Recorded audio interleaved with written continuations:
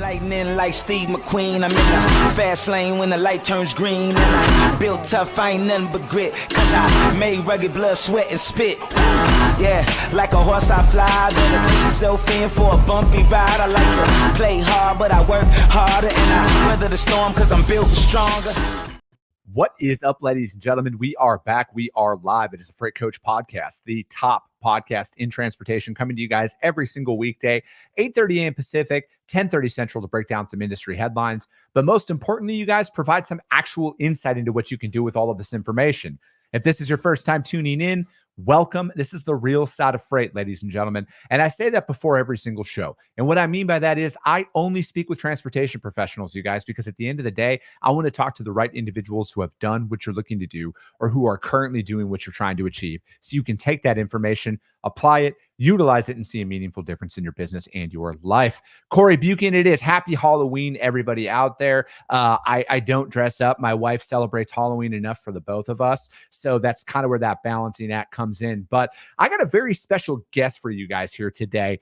I had the pleasure of meeting him a couple weeks back at Technovations out in Jacksonville, Florida.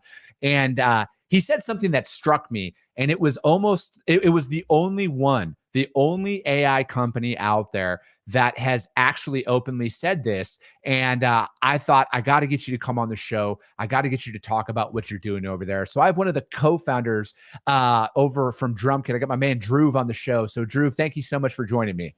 I love to be here, Chris. Thanks so much for having me. No, dude, it's a pleasure. And, you know, I actually have a Drumkit hat right out in my office here. Mutual friend Adam Robinson had you send one over to me, and I got a coffee cup as well from you guys. So as somebody who is a massive coffee connoisseur, I really appreciate all of that, man. And I appreciate you taking the time to jump on and speak with me. So, dude, like what's your background, man? Like how did you get to today? Like what brought you into all of this? Yeah, totally. First of all, thanks again for having me, Chris. This is so much fun. I love listening to the pod whenever I can catch it. But yeah, my background is honestly, we moved around a decent amount when I was younger, and so I was that kid who was, you know, thinking about trains, thinking about trucks growing up. And so I went to college. I went to Harvard in Boston to study computer science and transportation planning from like a political science perspective. I then have been in and around startups for the last few years.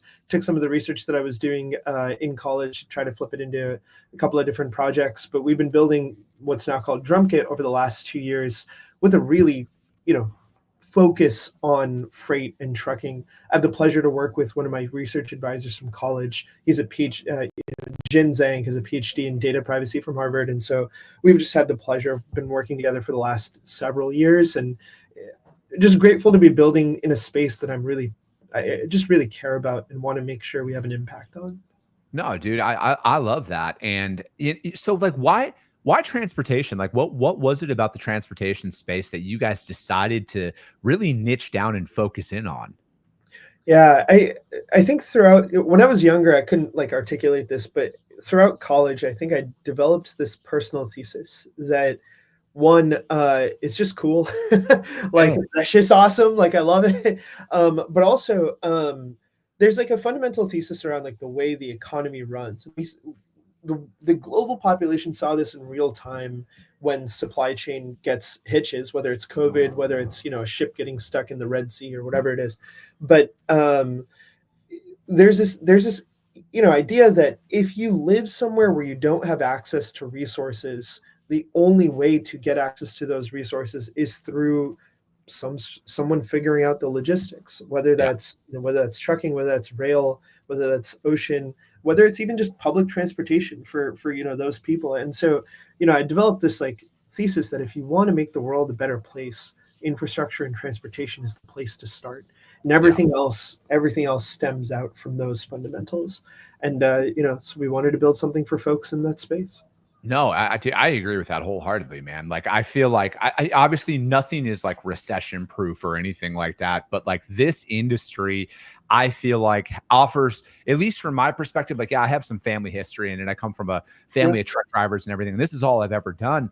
But I feel like from a job security standpoint, this is something that I can always have a job in no matter what, right? Like obviously I'm going to be doing it for myself, but ultimately this is something that, I look at it, if freight stops moving, we're screwed as a society. So it really doesn't matter at that point. We're going to go like, I just actually finished up The Walking Dead. So like, I'm very much like, well, I could survive in that category because I'll figure it out, right? Like I actually know all the roads. I know the geography of it. We'll be fine. But no, man. So it's like I think like now it's what I love the most about where we are as an industry, especially from a technology perspective. Like I kind of feel like we're finally starting to make strides into like where the rest of the tech world is, because transportation's, historically at least a decade behind. I mean, you kind of have the Amazon effect where you essentially know when your driver sneezes. And then you have it down to where it's like, we don't even know where our truck is right now. Right. So it's like bringing that and kind of starting to piece those put that puzzle together there ultimately is what I'm the most excited about. And what you had said at Technovations, I'm just gonna come out here and say it, and this is the thing that stuck out to me the most, because you are the only AI based company that I have personally spoken with that has taken this stance. And you said, we don't want AI to replace people. Why have you guys chosen to take that stance as opposed to the 99.9% of the other companies out there who are like actively marketing, we're here to replace everybody? Yeah. Thanks for that shout out. Here's the way we think about it. AI isn't, you hear this buzzword a lot, like, oh, AI is going to automate our jobs, or it's going to do this, or it's going to do that. Don't get me wrong. It genuinely feels magical when it works. But I think if someone's trying to sell you a product that you wouldn't buy without the phrase AI, you probably shouldn't buy it. Like it's a valuable tool. It's a valuable, resource, but that's not your goal, right? Your goal is not AI automates my job. Your goal is I can make this task that's really annoying for me or really hard for me easier. And I think when people start to think about, whether AI is going to automate their jobs away, you should basically think about, can AI make the decisions that a human makes and then take liability for those decisions? There's a reason why a shipper hires a broker. It's not because they can't find carriers themselves. It's also not because people haven't tried to build carrier marketplaces and whatnot. Yeah. It's because if shit hits the fan, your ass is on the line. That's why. And they trust you, not some sort of algorithm or whatever, to solve the problem. And I have no doubt that maybe 15 years from now, 20 years from now, AI might reach some sort of singularity and it might get smarter than us and make better decisions. But you hire people because you trust people, and you work with certain people because you have a good relationship with them, because they work well with you. And so as soon as someone starts saying, I'm going to replace the decision maker, I'm going to replace the relationship builder, I feel like that person's not serious. It's one thing to say, hey, I'm going to, streamline operations. I'm going to make this particular task a lot easier for you so you spend less time on that. Totally different from saying, I'm going to replace your job. Yeah. No, I'm right there with you, right? And I look at it as, like where I see the most value in tech, in AI is more of like freeing up my time to focus on revenue generating activities, right? To kind of help automate some of those steps that might bog down my day to day. But then most importantly, though, it's to help remove my emotions from some decision making. And because ultimately when you're out there making decisions in your business, you look at it from a personal standpoint. You don't necessarily look at it from a dollars and cents or a pure data driven decision. Human element always comes into effect. So like that's where I personally like a lot of that stuff, because I really shoot from the hip on a lot of stuff, man. Like that's just how I am. That's how I operate. But that's not how I need to approach every single situation and every single decision that I need to make, because ultimately I'm going to make the wrong decision if I only go off of how I feel as opposed to what actually needs to be done to move the business forward. Yeah. I mean, that's really well said. At the end of the day, the emotion is actually why you make better decisions, right? That's the whole part of it. You can be empathetic. It's not dollars and cents. And you can't really train at least not today. Yeah. Thankfully, not today.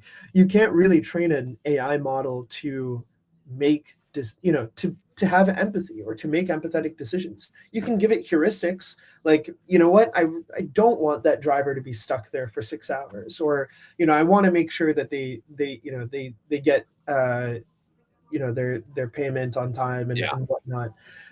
But you can't those decisions are often case by case. Those decisions are often based on the relationships that you have built. You don't work with people that are a-holes on purpose, right? Like that, those types of things, like, you can't train a model to do. And that's the fundamentals around freight brokerage and around logistics in general. Is people work with good people, make the right decisions, and make sure that when exceptions happen, when problems happen, someone is there to handle it.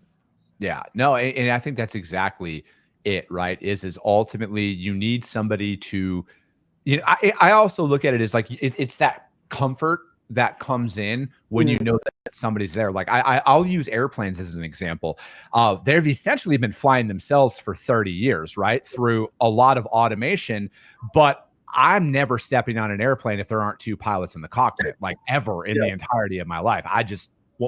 And I feel like that is where a lot of things are going to kind of come into play here. And I look at, I had some conversations. I was just at the NMFTA cybersecurity conference on Monday and Tuesday this week. And, I was talking to somebody about, they work in the autonomous space. And we were talking about the full adoption of autonomous trucks out there and how, like, I think it, me personally, Chris Jolly thinks it's a long ways away because, like, who's at fault when the technology fails and that autonomous vehicle hits and kills a family of four, right? Yep. And it's also removing the driver from the driver's seat, having them there as that in the event that technology fails. And this is where I feel like the proper leverage of technology comes in, where I feel like we're at a place in society where, again, if a load's late or something like that, or there's an actual issue that happens, somebody needs to call somebody, right? Like they still want that interaction to come along with it. You can automate everything up until that point, but that's where, like, I'm always going to have that hard line in the sand in my companies is I'm never going to automate the customer experience or the carrier experience. And shippers and carriers and drivers, in my opinion, are customers of mine as a freight broker. So it's like, I always want them to know that, hey, ultimately, this is what, you have that person to reach out to, but, driver details, all of that stuff, it is already technically automated. As soon as somebody sends you an email with driver information, phone number, everything else, you didn't have to physically call them. So I feel like we've already adopted it a lot more, but I feel like it's more about curating your messaging around, like, hey, this is actually to enhance the human's ability to do more, because that, as a bootstrap founder myself, Drhuv, I need to turn $1 of revenue into $15 of return, right? Yes. Like, to be able to make this work. And how do I amplify my capabilities in, and it's not always in the startup phase, but it's also, I look long-term. And I'm not going to be perfect. I'm going to make mistakes. I'm going to do all of that. But I also look like, how do I grow smart? How do I know that if I'm going to hire 10 people, I'm hiring 10 people because I need 10 people, not I'm hiring 10 with the anticipation of laying off 50% of them if they don't work out, right? Like, I want to give my people the right tools to amplify their output, because, like, this is, and I've said this on record before, I'm going to continue to say this on record, I will never have cap commissions inside of my organization, because I want my people, if they want to make $1 million a year, I want to give them the ability to make $1 million a year and not think, well, I made too much money, now the company's going to claw back some of that and I'm going to have to work more for less. What you described, I think, is exactly the way to start to think about AI, just as another tool that empowers your team to be as good as possible. Because when your team is successful, you're successful as a business owner. We think of Drumkit as autopilot for your job. That doesn't mean you're hands off, right? It means that you manage by exception. You can set it and forget it until something goes wrong. There's a reason why, despite us having autopilot for 30 years, exactly as you said, you still have the pilot on the plane, and the pilot always takes the wheel when there's turbulence. Pilot always takes the wheel when something's going on, and they also always take the take the wheel when you have to land and take off, because those are really critical decision points. And so I think I think that's like the way we think about it. Give your team the tools, give your team the process, give your teams the playbook, make it easier for them to execute on those, and then instead of handling 10 loads, they can handle 20 loads.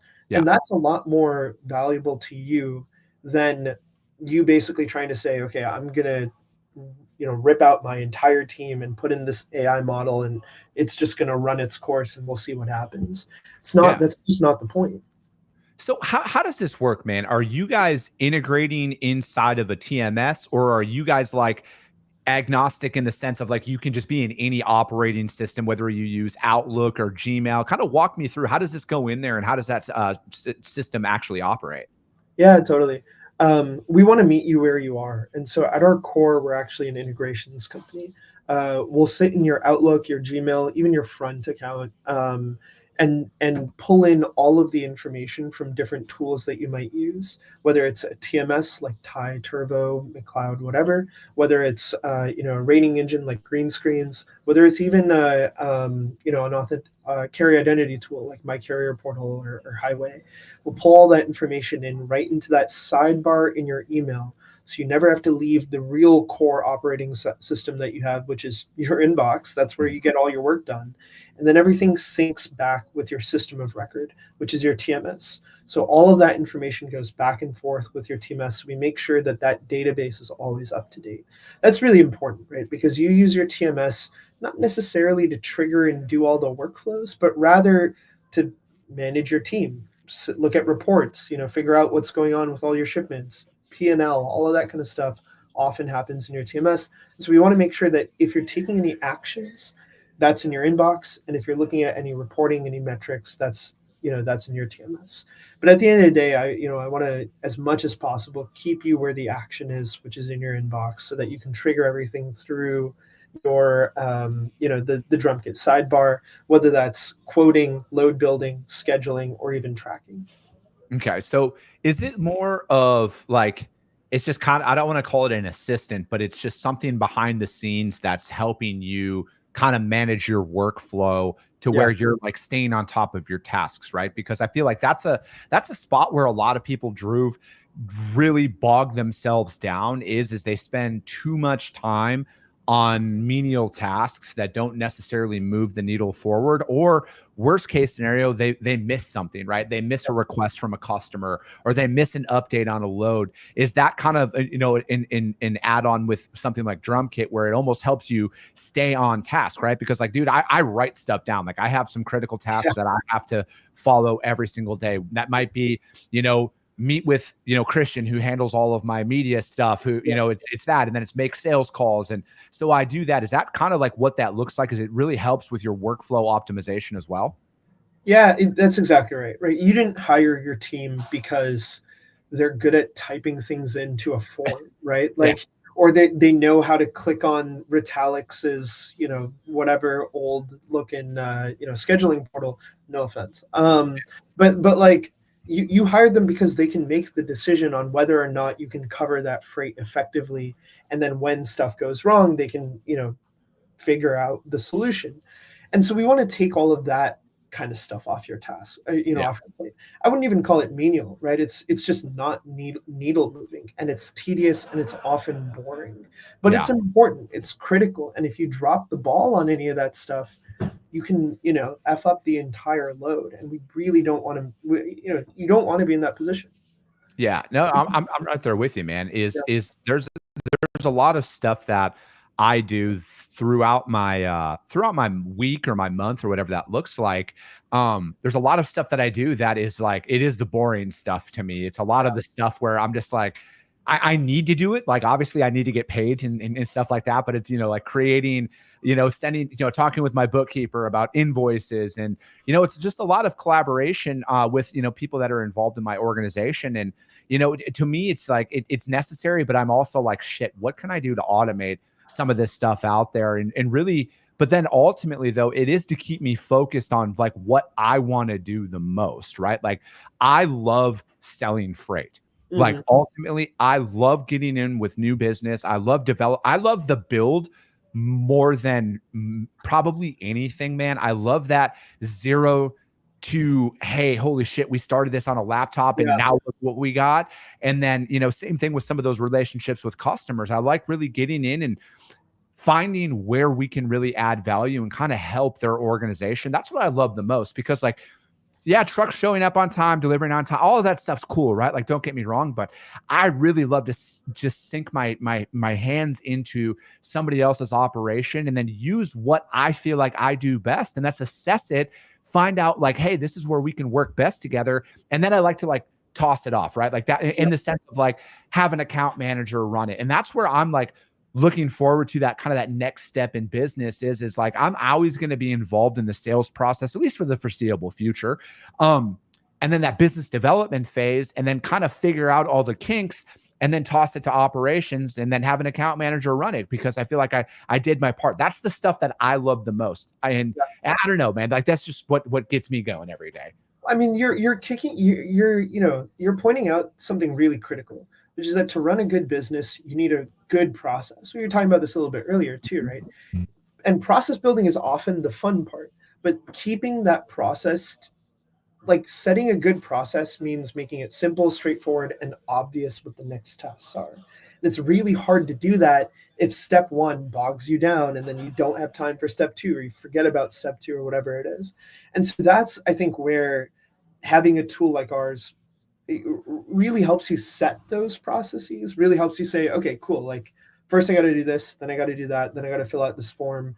And none of those things take a long time. All of it is really easy to do. And so I can just kind of stay in the rhythm of, doing my work as opposed to, getting stuck in just doing a task. So I think as a business owner myself, like we thinking of it as, if I can build a process and get the right sets of tools around that process, then I don't have to think about it anymore, because I can just set it and forget it. And someone else can take it off my plate, learn it quickly, and just run it. And that's, it's hard to do, man. It's really hard to do. Yeah. I mean, honestly, man, I'm glad you brought up processes, because as somebody who doesn't write shit down, like I don't write anything down, this is where I see a tool like DrumKit or, AI out there helping other individuals like me who are in that growth stage. We'll call it that $0 to $2 million a year revenue, where you're kind of figuring things out, right? Because contrary to what the internet says, there isn't a playbook and systems and processes just developed because you started a business, right? Like you have to document all of this on your own. And I think tools now out there help you expedite that, right? Where you're not taking nights and weekends and trying to write processes down. Now it's like, so like we use a transcriber for our for the podcast, right? So it goes in there, it strips out everything you and I are saying right now. As soon as this is done, we transcribe the entire episode and we put show notes out there and for everything to follow. We've also done something like that for a lot of our training and stuff like that internally inside of our freight brokerage, where, dude, we could hire 10 people tomorrow. If the revenue was there, we could hire 10 people tomorrow, and we already have their first 2 weeks of training documented, and we have processes that they can follow inside of their business. And ultimately, if you're, whatever somebody wants to do in their company long term, ultimately that's what people are actually buying, right? Yes, they're buying your product, but they are buying your systems and processes that they can take and scale it up even higher. Yep. At the end of the day, they're buying your service, and your service quality is contingent either on, one individual person being really good at their job, or collectively you being really good at your job. And the only way for you to collectively be good at your job is everybody has the right process in place. And it's hard, man. Like it's very easy for one chain to break, and you're always as strong as your weakest link. Whether that's part of process or whether that's someone didn't get trained properly, doesn't understand what's going on. It can go both ways. And I think, it's not just our tool. There's a lot of tools out there that have started to smooth that process out. Like what is AI? Like AI is basically just like matrix math that calculates out correlations between different data sets. If it sees this, then it's probably associated with this. It's just a big probability problem. It's just statistics at the end of the day. And it's kind of the same way that we make real correlations in our head. Like we're always pattern matching to try to figure out what's going on next. And, okay, if I'm in this situation where, I don't know, someone got into an accident or something like that, what have I done in the past? What is experience in the past to do that? Most people, especially when they're starting off, or even someone experienced, might come across a problem they've never seen before. And in those situations, that's where you lean on the process. That's where you lean on, okay, cool. Like as company policy, if there's an accident, then, first I got to call Chris to let him know. And then, I got to document it somewhere, and then I got to call the driver or whatever you have to do. Right. That's crucial, man. And it's really hard. It's really hard to document and set those up. But a lot of these big companies, like, honestly, some of them have really good services and processes, and a lot of them delegate them out to different teams, or they don't have anything at all and they've just gotten lucky. And so I think, as a small business owner, if you're, trying to figure it all out, like people at the largest companies have not figured it out either. So don't beat yourself up for that. I look at it like this, Drhuv. I was actually talking to a buddy of mine this morning, and I said there's two types of people in this world. There's the people who will openly admit that they don't know what the hell that they're doing and they're just trying to figure it out every day. And then there's the people who are lying, because ultimately that's what it boils down to, man. Nobody actually knows what they're doing. We think we do, and we're just trying to figure it out every single day. But ultimately, though, I feel like that, like as AI and other tools advance out there, it helps you operate with a little bit more calm, I'll call it, right? Because once you go through a shitty situation in business, because ultimately it's going to happen. If it hasn't happened yet, you're not trying. You're going to go through a shitty situation. And then what you can do is look at it as this is a way for you to know what to do next time. You can learn from it, document it, and then you have a process to follow when it happens again, or if it happens in a different iteration. And, I was speaking at DatCon last week, and I was talking about building a successful sales team. And I asked a question. I'm like, how many people in this room right now have a fear of taking a vacation because you don't think the people backing you up know what to do? Literally almost everybody in that room raised their hand. And I'm like, you can literally do this now with a tool. And I use the transcriber tool that I had talked about. I'm like, just record yourself for a day. That gives them notes to follow and everything else. And that's what it is, man, is people, you have those fears that you don't know if people are going to know what to do because you don't document anything, because there isn't an actual process. You're going off of that tribal knowledge, which is great. Don't get me wrong. Tribal knowledge is phenomenal, but it's not if it's only inside of your head and nobody else knows what to do in certain situations. Ultimately, it all comes down to trust. Do I trust my team? Do I trust myself in a given situation? Do I trust the tools that I have? And I think what you described is it's the sad reality that we don't invest in trust building because we're so bogged down by the day-to-day.